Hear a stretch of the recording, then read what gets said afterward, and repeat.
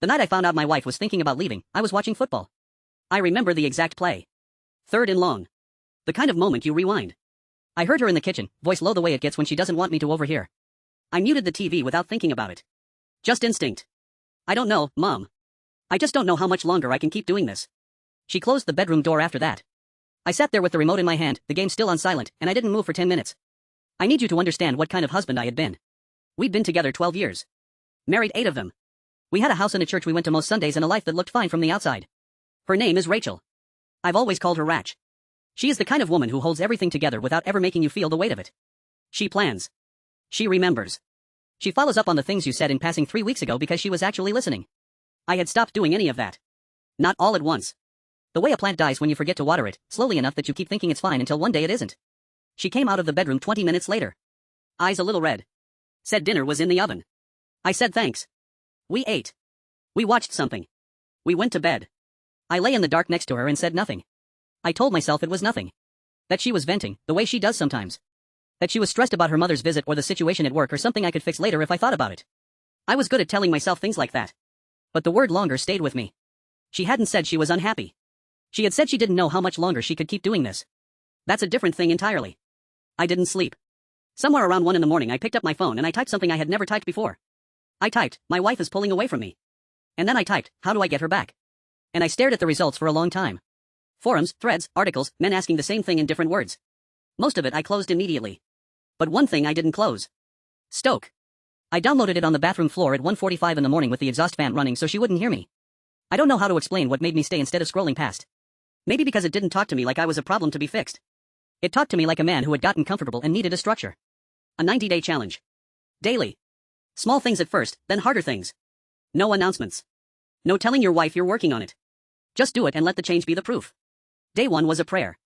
Invite God into your marriage. I sat on that bathroom floor and I prayed the first real prayer I'd said in probably 2 years. Not the kind you say before a meal. The kind where you're not sure what you're doing but you're doing it anyway because you have nothing else. I asked God to make me the man she thought she was marrying. I asked him for the discipline to not quit when it got boring. I stayed in there maybe 20 minutes. Then I went back to bed and didn't say a word. The next morning I told her one thing I appreciated about her. I didn't just say something nice in passing. I looked at her while she was pouring her coffee and I said I noticed how she handled her mother on the phone the night before and how patient she was when she didn't have to be. She turned around and looked at me with this expression I hadn't seen in a while. Not happy. More like suspicious. Like she was trying to figure out what I wanted. I didn't want anything. I walked out to the car and went to work. That look she gave me stayed in my head all day. The week after that I started doing the small things. Making her side of the bed in the morning.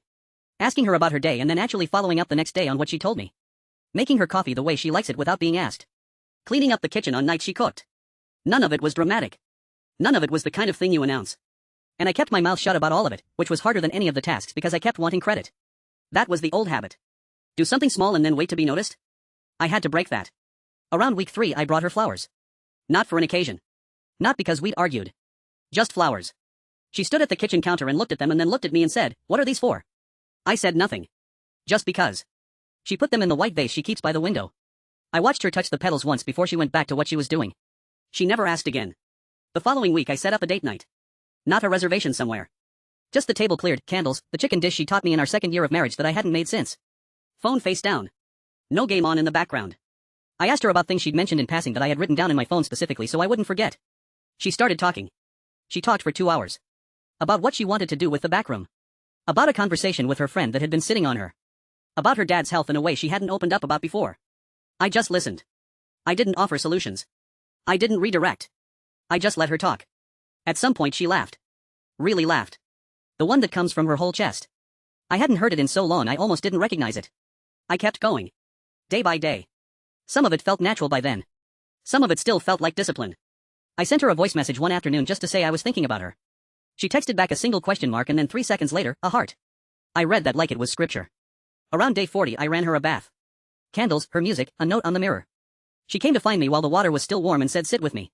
We sat in the bathroom for an hour and she talked about things she'd stopped bringing to me because she'd decided I wasn't interested. She was right. I hadn't been. I was interested now. Around day 50 she said it. We were driving home from church. Sunday, quiet, just the 2 of us. She was looking out the window and she said, "You've been different lately." Not a question.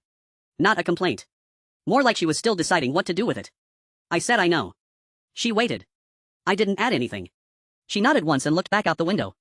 I was on day 61 when she found my phone. I'd left it on the bathroom counter open. She wasn't looking. She just picked it up to hand it to me and glanced at the screen.